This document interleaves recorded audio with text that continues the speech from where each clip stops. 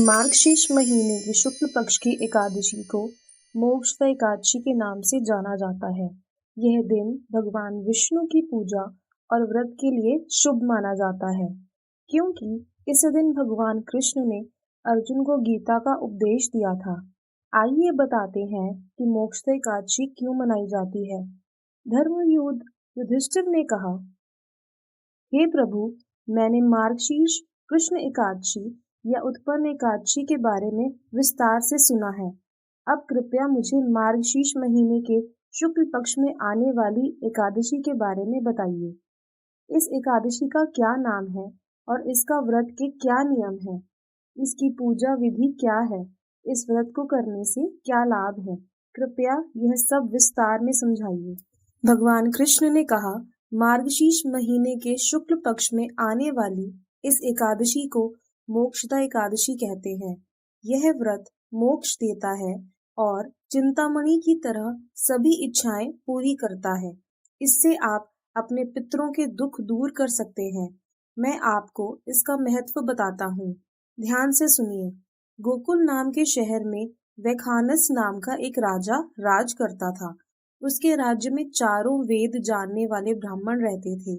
वह अपनी प्रजा से अपने बच्चों जैसा बर्ताव करता था।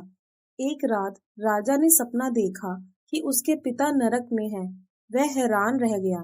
सुबह वह विद्वानों ब्राह्मणों के पास गया और अपना सपना बताया। उसने कहा, मैंने अपने पिता को नरक में तड़पते देखा।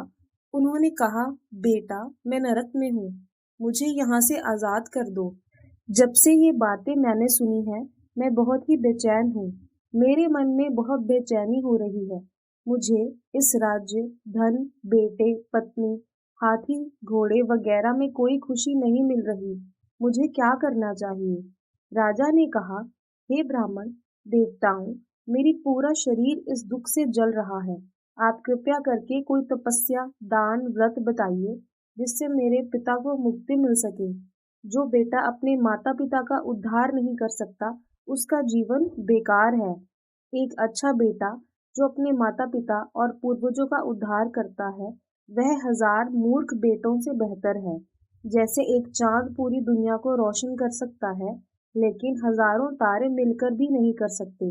ब्राह्मणों ने कहा, पास ही पर्वत ऋषि का आश्रम है, जो भूत, वर्तमान और भविष्य जानते हैं। वे आपकी समस्या जरूर हल करेंगे। ये सुनकर राजा ऋषि के आश्रम में गए।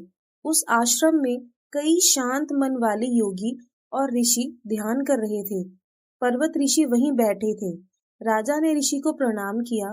ऋषि ने विस्तार से उनका हालचाल पूछा। राजा ने कहा, महाराज, मेरे राज्य में सब ठीक है, लेकिन अचानक मुझे बहुत ज्यादा बेचैनी हो रही है। यह सुनकर पर्वत ऋषि ने अपनी आंखें बंद कर ली और अतीत के बारे में सोचने लगे। फिर उन्होंने कहा, हे राजन, मैंने योग के बल से तुम्हारे पिता के कुकर्मों को जान लिया है। उन्होंने पूर्व जन्म में कामातुर होकर एक पत्नी को रति दी, किंतु सौत के कहने पर दूसरी पत्नी को ऋतुदान मांगने पर भी नहीं दिया। उसी पाप कर्म के कारण तुम्हारे पिता को नरक में जाना पड़ा। तब राजा ने पूछा, कृपया कोई उपाय बताइए। ऋषि ने कहा, हे राजा, आपको मार्गशीर्ष एकादशी का व्रत करना चाहिए और उस व्रत का पुण्य अपने पिता को अर्पित करना चाहिए।